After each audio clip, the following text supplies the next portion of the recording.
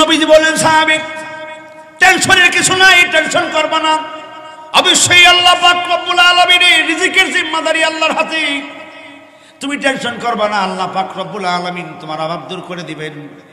আমি যা বলি তা মানবা? তো কয় হ্যাঁ হুজুর অবশ্যই মানব, যেহেতু আমি আপনার সাহাবী।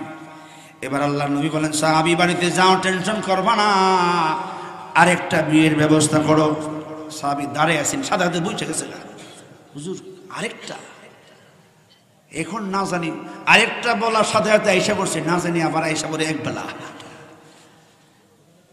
নবীজি বলেন বসে গেলে কেন? হুজুর ডাক্তারের কাছে গেলে দেখছি এক ওষুধ কাজ না হইলে ওষুধ চেঞ্জ করে দেয়, কি কন পরিবর্তন করে দেয়। আর হুজুর আপনি প্রথমবারে যে ওষুধ এখনো কি একই ওষুধ। হুজুর আমার কাছে বড় কষ্ট লাগতেছে, কিভাবে এটা করবো হুজুর, এখন কি স্ত্রীদেরকে কি বোঝাবো? নবীজি বলেন সাহাবী টেনশন করবে না, আল্লাহ তাআলা অভাব দূর করে দিবেন, যাও যা বলছি তা পালন করো। সাহাবী চলে গেলেন বাড়িতে। দুই বিবাহে ক্ষমান, আজকে জানি কোন চাকরির ব্যবস্থা হয়, কি উপার্জনের ব্যবস্থা করে নিয়ে আসছেন।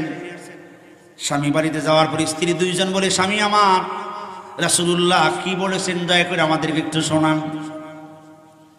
স্বামীর মনটা বেজার, বলতেছি স্ত্রী ভালো না, লক্ষণ ভালো না, আগের ওষুধ দিয়েছেন। আগের ওষুধ মানে কি? আগের ওষুধ মানে বুঝো না, আগে তো এক স্ত্রী ছিল, বলছে আরেকটা বিয়ে করার জন্য আরেকটা করলো, এখন যাওয়ার পরে নবীজি বলছেন আরেক বিয়ে করার জন্য। কিন্তু তোমাদের মতামত ছাড়া আমি বিয়ে করবো না, কি বলো? স্ত্রী দুইজন চিন্তার মধ্যে পড়ে গেলেন, এতদিন তো দুইজন ছিলাম দুই পাশে, এখন আরেকজন আসলে তো এখন সমস্যা, জায়গা লাগবে তিনটা। দুই স্ত্রী সিদ্ধান্ত দিল স্বামী আমার অসুবিধা নাই, যান, যেহেতু রাহমাতুল আলামিন ঘোষণা করেছেন, আদেশ করেছেন বিয়ে করার জন্য, আল্লাহ নবী যা বলেছেন তা পালন করেন, আমরা মানতে রাজি আছি। এবার নবীদের জিজ্ঞাসা হুজুর তৃতীয় বিয়ে করার পরে যদি অভাব দূর না হয়, এই প্রশ্ন না করলে চলবে, খালি বারবার পরে কি যদি হুজুর অভাব দূর না হয়? নবীজি বলছে 1 মাস পরে আবার। আমার ভাইয়েরা বাড়িতে যাওয়ার পরে 3 নম্বর বিয়ে করলেন। 3 নম্বর বিয়ে করার পরে এখন অভাব আরো বেড়ে গেছে, সারাদিনে খাবার জুটে এখন এক বেলা কয় বেলা। সাহাবী আবার বলেন হ্যাঁ ভাবছিলাম মানে এটাই, যা আবার নি খাবার এক বেলা এসে পড়ে, এখন সারাদিনে 3 বেলা খাবারের জায়গায় 1 বেলা খানা খায়। আর দোয়া করে আল্লাহ অভাব দূর করে দেন। স্ত্রীকে নিয়ে দোয়া করতেছে, ছেলেকে নিয়ে দোয়া করতেছেন। আল্লাহর নবী রাহমাতুল আলামিন বলেছেন 1 মাস পরে যাওয়ার জন্য।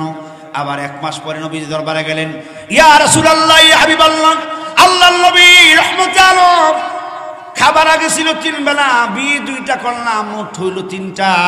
3টে বিয়ে করার পরে আল্লাহর নবী অভাব দূর হয় নাই, আমি তো আপনার আদেশ পালন করেছি। নবীজি এখন সারাদিনে আমার খাবার জুটে মাত্র 1 বেলা। নবী দয়া করে আপনি আমাকে এমন একটা আমল দেন যে আমলের দ্বারা আল্লাহ আমার অভাব দূর করে দিবেন। নবীজি এবার বলেন অভাব দূর হয় না কেন? হুজুর 1 বেলা এখন খাই সারাদিনে। ঠিক আছে যাও, চিন্তা করবা না, বাড়িতে গিয়ে আরেকটা বিয়ে করার ব্যবস্থা করো। এমন হইল কয়টা? সাহাবী এবার বলতেছেন হুজুর আমার তো আর কোনো উপায় নাই। নবী বলছেন যাও, যা বলছি তা পালন করো, দেখবা আল্লাহ অভাব দূর করবে। أعوذ بالله من الشيطان الرجيم بسم الله الرحمن الرحيم ومن يطع الله ورسوله ويخشى الله ويتقه فأولئك هم الفائزون. بارك الله لنا ولكم في القرآن العظيم ونفعنا وإياكم بالآيات والذكر الحكيم. أستغفر الله لي ولكم ولسائر المسلمين فاستغفروه إنه هو الغفور الرحيم. وجاء في حديث الشريف عن النبي صلى الله عليه وسلم أنه قال: قال رسول الله صلى الله عليه وسلم: كل أمتي يدخلون الجنة إلا من أبى. قيل: ومن أبى يا رسول الله؟ قال: من أطاعني دخل الجنة ومن عصاني فقد أبى. أو كما قال عليه الصلاة والسلام. زبان খুলে محبته درود إبراهيم আমরা পড়ি اللهم صل على محمد وعلى آل محمد كما صليت على إبراهيم وعلى آل إبراهيم إنك حميد مجيد. اللهم بارك على محمد وعلى آل محمد كما باركت على إبراهيم وعلى آل إبراهيم إنك حميد مجيد. بلغ العلا بكماله كشف الدجى بجماله حسنت جميع خصاله صلوا عليه وآله. سوتے رہے سب بے خبر اول میری خیر البشر. کہتے رہے با چشم تر یا امتی یا امتی. بلغ العلا بکمالہ كشف الدجى بجماله حسنت جميع خصاله صلى عليه وآله. اللهم صل وسلم وبارك عليه. রামপুর আঞ্জুমানে হেফাজতে ইসলাম যুব সংগঠনের উদ্যোগে 2 দিন ব্যাপী 12তম ঐতিহাসিক তাফসীর কোরআন মাহফিলের সমাপনী দিবসের সম্মানিত শ্রদ্ধাভাজন সভাপতি সাহেব, দিগার মুআজ্জাজ মুকাররম হযরত উলামায়ে কেরাম, মহান রব্বুল আলামিনের দরবারে অগণিত অসংখ্য শুকরিয়া জ্ঞাপন করি। এই মহান রব্বুল আলামিন দুনিয়ার সকল ঝামেলা থেকে পৃথক করে দোকানপাটে চাষতুলি বিসিরির পর্দার সামনে না বসি আল্লাহ এবং আল্লাহ রাসূলের মহব্বতে কোরআনের মজলিসে রহমতি বরকতি মাহফিলে অংশগ্রহণ করার সেই তৌফিকটুকু দান করেছেন। এই জন্য মহান স্রষ্টার দরবারে জবান খুলে উচ্চকণ্ঠে কালিমাতুশ শুকর আদায় করি আলহামদুলিল্লাহ। আমি আপনাদের সামনে কোরআনে কারিমার 18 পারার সূরাতুন নূরের 52 নম্বর আয়াতে কারিমা তেলাওয়াত করেছি। আল্লাহর নবীর অগণিত হাদিস থেকে একখানা হাদিস পড়েছি। ইনশাআল্লাহ আমার নির্ধারিত সময়ের মাঝে একখানা আয়াত একখানা হাদিস সামনে রেখে আমার আলোচনা ওমা তৌফিক ইল্লাহ বিল্লাহ। আমার তেলাওয়াতকৃত আয়াতে কারিমায় আল্লাহ তাআলা আলোচনা করেছেন এই দুনিয়ায় কোন মানুষগুলি সফলতা অর্জন করবে। যারা সফলতা অর্জন করবে তাদের মধ্যে গুণ থাকবে 4টি। কয়টি গুণ? 4টি গুণ। 4 গুণ যেই মুমিনের মধ্যে পাওয়া যাবে এই মুমিন সফলতা অর্জন করবে। এই মুমিনের জন্য আল্লাহ পাক রব্বুল আলামিন 8টি জান্নাতের অধিকারী আল্লাহ তাআলা এই মুমিনকে বানিয়ে দিবেন। বলেন সুবহানাল্লাহ। আমি আপনি সবাই চাই আল্লাহর জান্নাতে যাওয়ার জন্য। আল্লাহ নবী রহমতে আলম সরদার দু জাহান বলেন, এই আয়াত নাজিল হওয়ার পরে নবীজি বলেন, যদি কোনো মুমিন কোনো মুসলমান এই আয়াতের 4টি গুণ অনুযায়ী যদি সে আমল করতে পারে আল্লাহ তাআলা তার নাজাতের জন্য এই 4টি আমল যথেষ্ট করে দিবেন। বলেন সুবহানাল্লাহ। এই 4টি গুণ কি যদি আমাদের মধ্যে না থাকে আমরা অর্জন করব, আর যদি থাকে আলহামদুলিল্লাহ আল্লাহ শুকরিয়া আদায় করব। রব্বে কারীম বলেন وَمَن يُطِعِ اللَّهَ وَرَسُولَهُ وَيَخْشَ اللَّهَ وَيَتَّقْهِ فَأُولَئِكَ هُمُ الْفَائِزُونَ। আমার ভাই আল্লাহ পাক রব্বুল আলামিন এই আয়াত নাজিল করার পরে আল্লাহ তাআলা ঘোষণা করে দিলেন ওমাইয়ুতিল্লাহ। অমাইয়ুতিল্লাহর ব্যাখ্যা আল্লাহর নবী রহমতে আলম সরদার দু জাহান বলেন আমার আল্লাহ তাআলার যাবতীয় ফরজ বিধান পালন করা। বলেন সুবহানাল্লাহ। আল্লাহর যত যাবতীয় ফরজ বিধান রয়েছে ওইগুলিকে পালন করা। যদি আমি আপনি আল্লাহর যাবতীয় ফরজ বিধান পালন করি আর ওয়া রাসূলুহু আল্লাহর নবীর সুন্নাত অনুযায়ী নিজের জীবনটাকে পরিচালনা করি, ইত্তেবায়ে সুন্নাহ করি, নবী রহমতে আলম বলেন আমার সকল উম্মত জান্নাতে যাবে। কুল্লু উম্মতি ইয়াদখুলুনাল জান্নাতা ইল্লা মান আবা।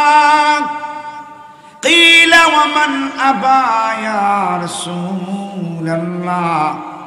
ক্বালা মান আতা'নি দাখালাল জান্নাহ ওয়া মান আসানি ফাকাদ আবা। নবী রহমতে আলম বলেন যারা আমি নবীর অনুসরণ করবে, ইত্তেবা করবে, আল্লাহ পাক রব্বুল আলামিন তাদেরকে জান্নাতি বানিয়ে দিবেন। আর যারা আমি নবীর অনুসরণ করবে না, ইত্তেবা করবে না, তারাই আমার অস্বীকার করলো। যারা আমাকে অস্বীকার করবে তারাই যাবে জাহান্নামে। এই জন্য আমার ভাইয়েরা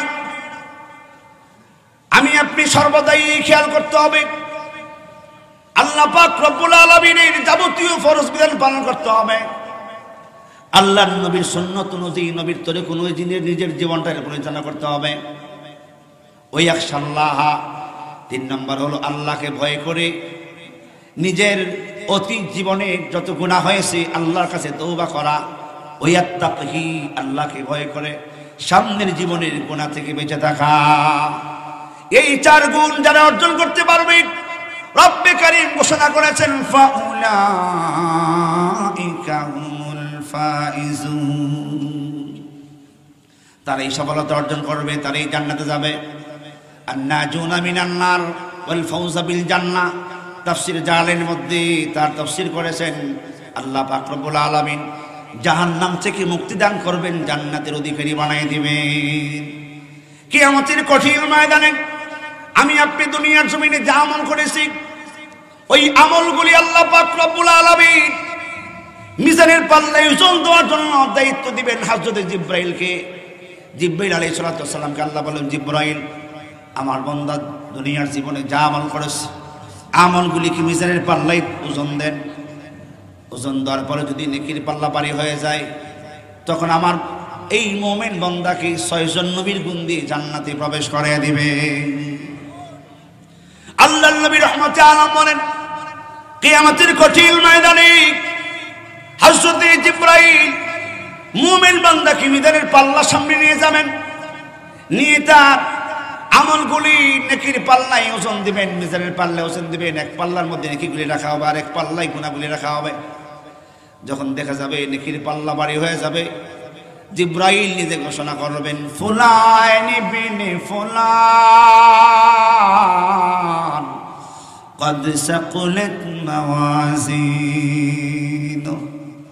অমুকের ছেলে অমুকের নেকির পাল্লা ভারী হয়ে গেছে, এই লোকটা সফলতা অর্জন করেছে। হাসরবাসী ওই লোকের দিকে তাকিয়ে থাকবি। রব্বে কারীম ঘোষণা করবেন জিবরাইল আমার এই মুমিনটাকে 6 জন নবীর গুণ দিয়ে দেন। 6 জন নবীর গুণ দিয়ে আল্লাহ পাক রব্বুল আলামিন তাকে জান্নাতি বানিয়ে দিবেন। বলেন সুবহানাল্লাহ। জিবরাইল বলবে আল্লাহ নবী তো 6 জন না, 1,24,000 পয়গম্বর আপনি দুনিয়াতে প্রেরণ করলেন, এর মধ্যে থেকে কোন নবীর কোন 6 জন নবীর গুণ দান করব জান্নাতি মানুষটাকে? আল্লাহ পাক রব্বুল আলামিন বলবেন প্রথম নম্বরে আমার মুমিনকে হযরত আদম নবীর দেহ দান করো। বলেন সুবহানাল্লাহ। তুলু 60 জিরান বাবা আদম আলাইহিস সালাম 60 হাত লম্বা ছিলেন। আল্লাহ পাক রব্বুল আলামিন বলবেন জিবরাইল, যার নেকির পাল্লা ভারী হয়ে গেছে তাকে বাবা আদমের বডি দান করো। সাথে সাথে মানুষটা 60 হাত লম্বা হয়ে যাবে। হাসরবাসী সবাই তার দিকে তাকিয়ে দেখবে, ওই দেখা যায় একটা মানুষ সফলতা অর্জন করেছে। আমার ভাইয়েরা, শুধু তাই নয়, হযরত আদম নবীর দেহ পাবেন, 60 হাত লম্বা হবে দেহটা, 7 হাত প্রস্থ হবে। এবার জিবরাইল বলে, রব্বে কারীম 2 নম্বরে তারে কি গুণ দেব? এবার আল্লাহ পাক রব্বুল আলামিন বলবেন, জিবরাইল, আমার এই মুমিন বান্দাকে 2 নম্বরে হযরত ঈসা নবীর মতন সৌন্দর্য দান করে দে।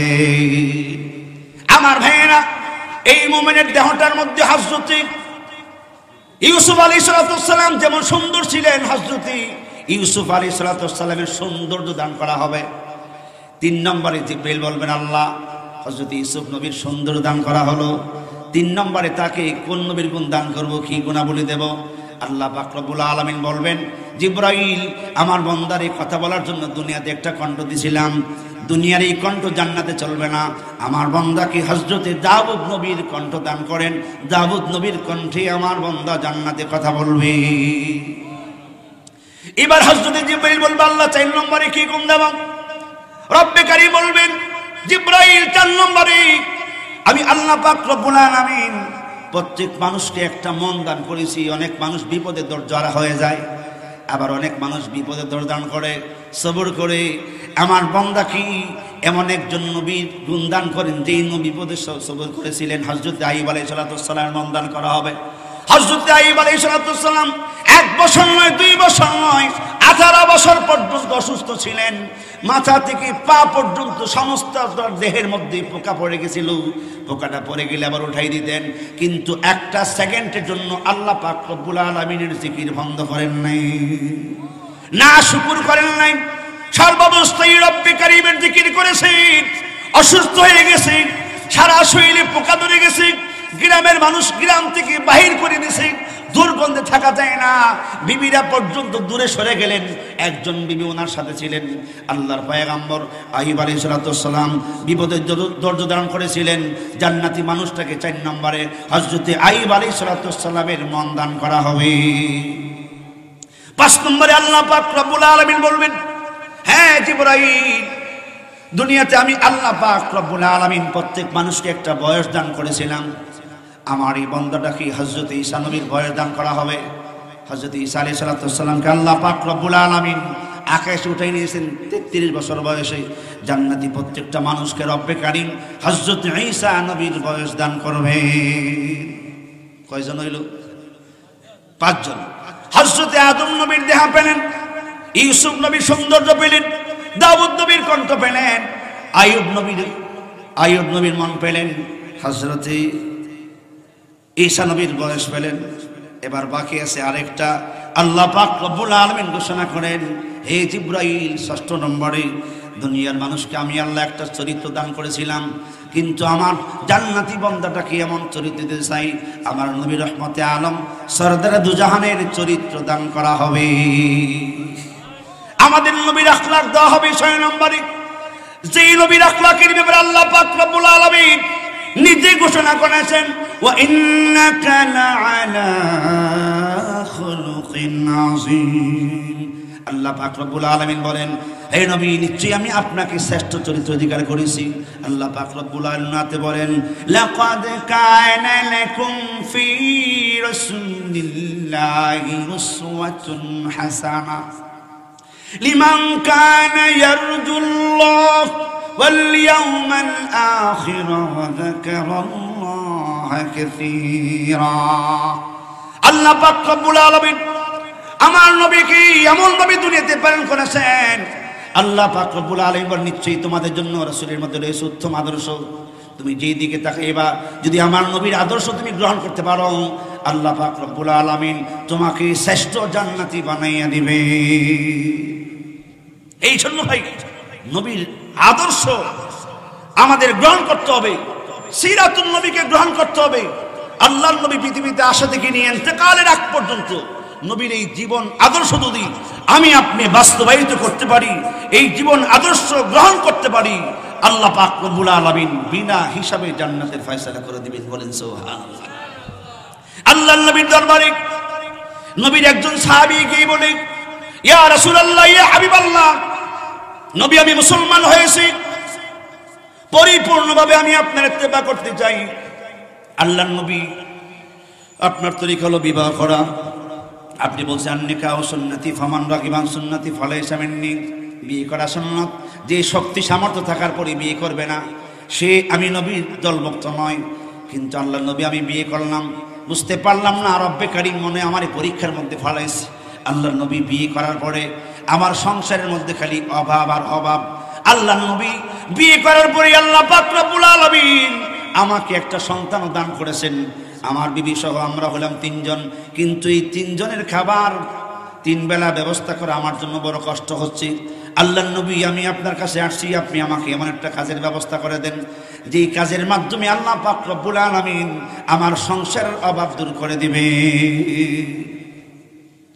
নবীর সাহাবী নবীজির কাছে দরখাস্ত করছে, হুজুর একটা কাজের ব্যবস্থা করে দেন, অথবা এমন কোন আমল দিয়ে দেন যার দ্বারা আল্লাহ তাআলা আমার অভাব দূর করে দিবেন। নবীজি বললেন, আমি যা বলি তা মানবা তো? জি হুজুর, আপনি যা বলেন তা মানব। নবী রহমতে আলম বলেন, সাহাবী যাও, বাড়িতে যাও, যদি আমি নবীর আদেশ মানো বাড়িতে যাও, অবশ্যই আল্লাহ পাক রব্বুল আলামিন তোমার অভাব দূর করে দিবেন। আল্লাহ নবী আমি কি কাজ করতে পারি, কোন কাজে অভাব দূর হবে? নবীর সাহাবী বলেন, কোন কাজে দূর হবে? নবীজি বলেন, বাড়িতে যাও, গিয়ে আরেকটা বিয়ে করার ব্যবস্থা করো। সাহাবী এবার বলতে, হুজুর আপনি মনে হয় আমার প্রশ্ন বুঝেন নেই। আরে কি বুঝেনি মানে? তুমি বলছো তোমার সংসারে অভাব বিয়ে করার পরে, এখন 3 বেলা খাবারের ব্যবস্থা করছে, তোমার বড্ড কষ্ট হচ্ছে, এটাই তো? জি হুজুর। তো বুঝি নাকি?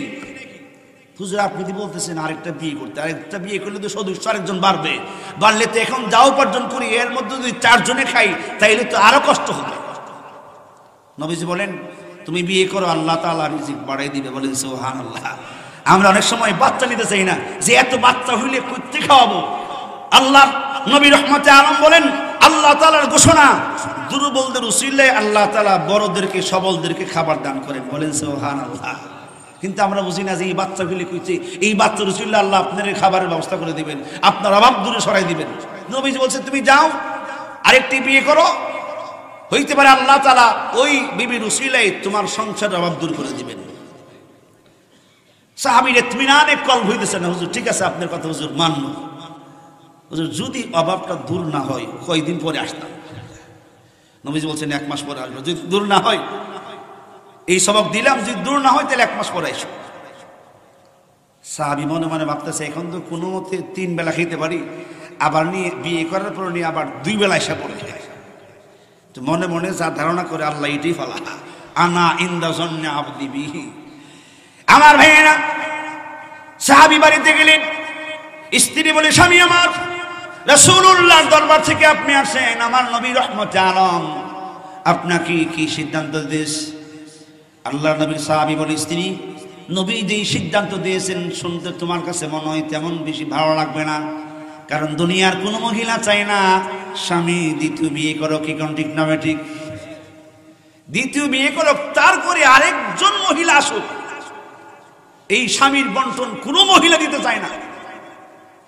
কিন্তু নবীজি আমাকে যা বলছেন আমি তোমার কাছে এখন ব্যক্ত করতেছি, আল্লাহই জানে তুমি কি এই কথার মধ্যে রাজি হও কি হও না। কারণ কোন মহিলা চায় না স্বামীর বন্টন অন্যকে দিতে। আল্লাহর নবীর প্রিয় সাহাবী হযরত আবু সালমা যখন উম্মে সালমারে বিয়ে করছিলেন, এই আবু সালমা উম্মে সালমার মধ্যে খুব গভীর ভালোবাসা মহব্বত ছিল। বেশি মহব্বত থাকার কারণে উম্মে সালমা স্বামীরে বলতেছে, স্বামী আমি আপনার সাথে একটা জিনিস কন্টাক্ট করতে চাই। আবু সালমা বলে, স্ত্রী কি কন্টাক্ট করতে চাও? স্বামী আমি আপনারই মহব্বত করি, ভালোবাসি। আমি আমার এই ভালোবাসাটা টিকিয়ে রাখার জন্য স্বামী আমি ওয়াদা করতেছি, আজকে আপনি যদি আমার আগে মারা যান আমি কোনোদিন আর স্বামী গ্রহণ করব না। আপনার ভালোবাসা মহব্বত আমাকে এতটুকু ধাবিত করেছে, আমি ওয়াদা করলাম আপনি যদি আমার আগে মারা যান আমি বিধবা হয়ে যাই, ও স্বামী আমি কোনোদিন আর অন্য স্বামীর কাছে বিয়ে বসবো, অন্য পুরুষ গ্রহণ করব না। আবু সালমা বলেন, স্ত্রী তুমি কি চাচ্ছ আমি কি বলতাম, তুমি চাইতেছো আমি আগে মারা গেলে তুমি অন্যখানে বিয়ে বসবা না, আর তুমি মারা গেলে আমি বিয়ে করবো না, এটাই নাকি? জি। মানে আপনি মারা গেলে আমি বিয়ে বসবো না, আর আপনি ওয়াদা করেন আমি যদি আপনার আগে মারা যাই আপনি বিয়ে করতে পারবেন না। মারা গেলে স্বামী বিয়ে করে ওই পথ বন্ধ করতেছে। আমার কথা বুঝেন তো আপনারা? মারা গেলে স্বামী বিয়ে করে ওই সংসারে আরেকজন মহিলা ঈশা তার এই গুছানো সংসারটার মধ্যে সংসার করবে, এইটা পর্যন্ত মহিলারা কি করে না, পছন্দ করে না। জীবদ্দশায় পছন্দ করবে, কি বলেন?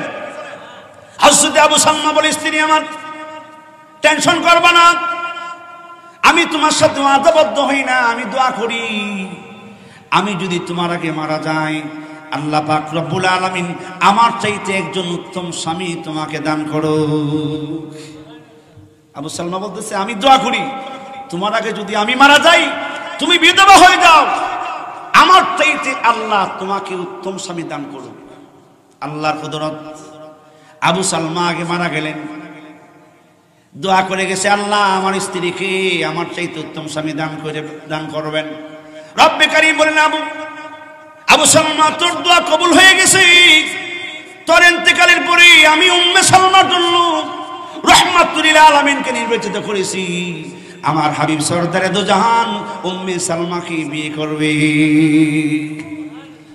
হযরতে আবু সালমার ইন্তেকালের পরে ইদ্দত পার হওয়ার পরে নবী রাহমাতুল লিল আলামিন প্রস্তাব দিয়ে পাঠালেন, উম্মে সালমা আমি তোমারে বিয়ে করতে চাই।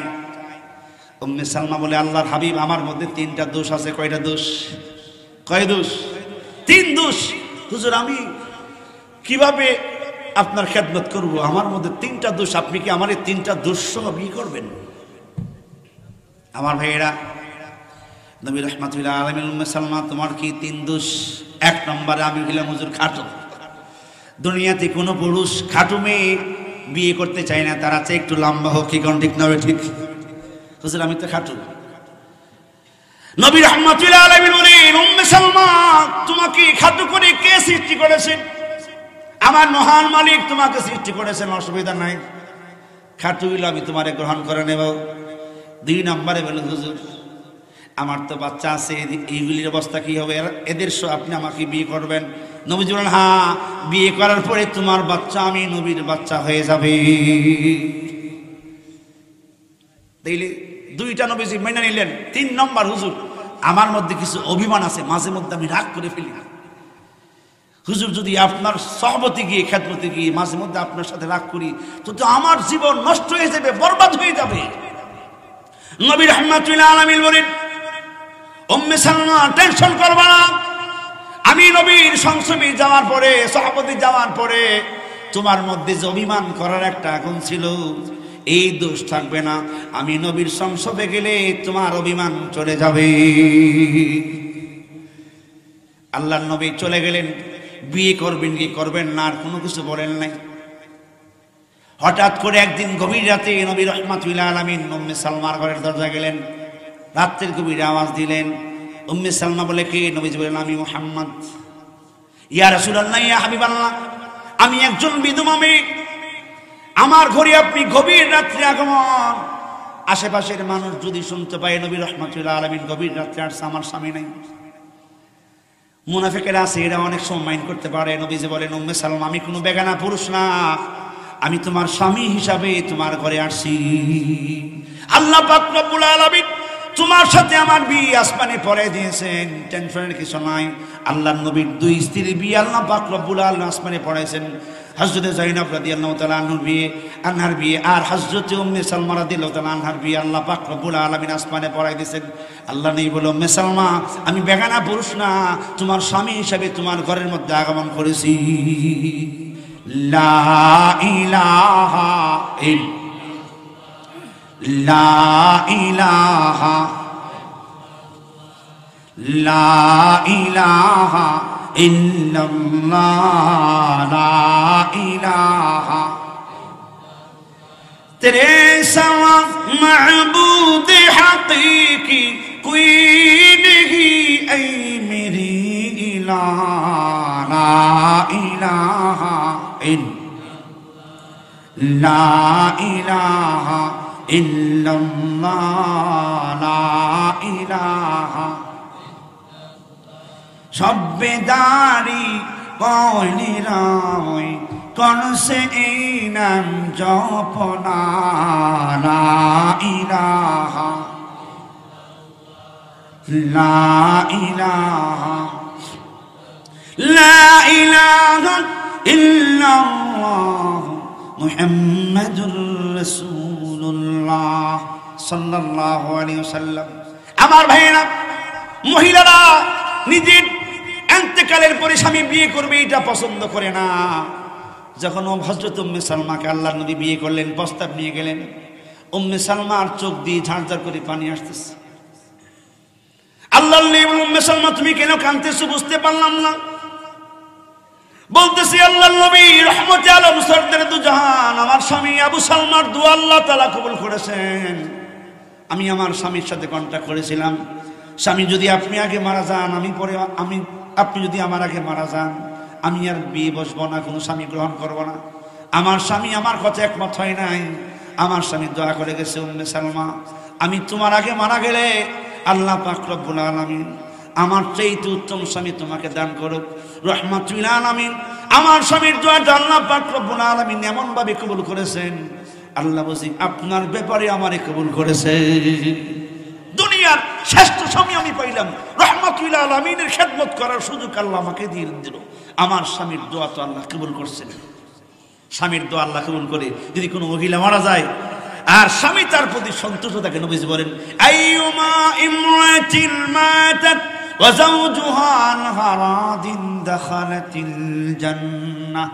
নবীজি বলেন যদি কোনো মহিলা মারা যায়, তার স্বামী তার প্রতি সন্তুষ্ট থাকে, আল্লাহ নবী বলেন ওই মহিলাটা মরতে দেরি হয়, রব্বে কারীম জান্নাতের ফয়সালা করতে দেরি করেন না।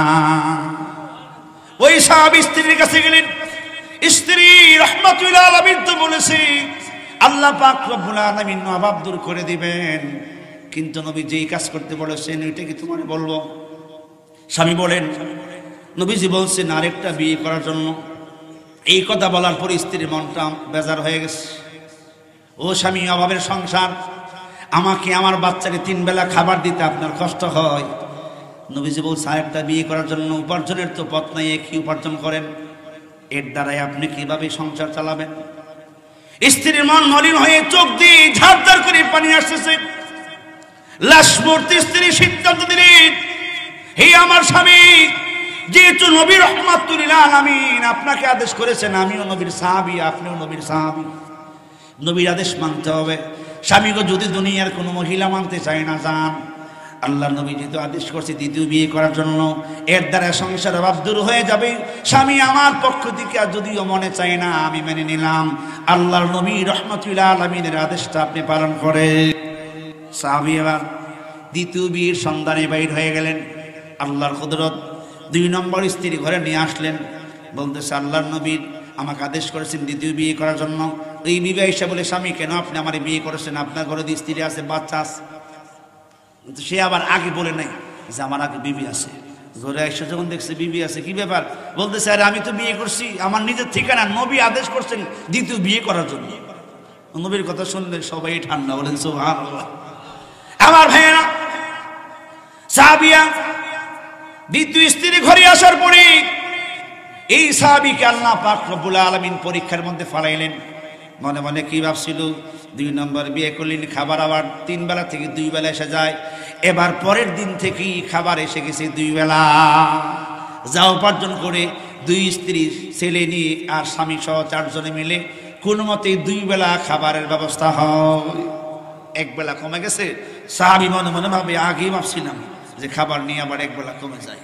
যাক, কষ্ট করে 1 মাস পর্যন্ত 2 বেলা খাবার গ্রহণ করলেন। 1 মাস পরে আবার 1 তারিখ আল্লাহ নবীর দরবারে গিয়ে ফজরের নামাজের সময় হাজির। ফজরের নামাজের পরে গিয়ে বলে, ইয়া রাসূলুল্লাহ, ইয়া হাবিবাল্লাহ, আল্লাহর নবী, আমি একজন আপনার গরীব সাহাবী। নবীজি আপনার আদেশ আমি দ্বিতীয় বিয়ে করেছি। আল্লাহর নবী, আমার সমস্যা হলো সংসারে অভাব। নবীজি দ্বিতীয় বিয়ে করার পরে আমার অভাব দূর হয় নাই, অবস্থা আরো খারাপ হয়েছে। নবীজি বলেন, সাহাবী কি হয়েছে? আল্লাহ নবী আগে তো আমি 3 বেলা খাবার কুলমতি ব্যবস্থা করতে পেরেছি, এখন দ্বিতীয় বিয়ে করার পরে খাবার এসে গেছে 2 বেলা, যা উপার্জন করি এইগুলি দিয়ে মাত্র 2 বেলা খাবার সরে 3 বেলা ব্যবস্থা হয় না। আল্লাহ নবী 1 মাস পর্যন্ত 2 বেলা খাবার গ্রহণ করে আসছে। আল্লাহ নবী আর পারতেছি না, বড্ড কষ্ট হচ্ছে।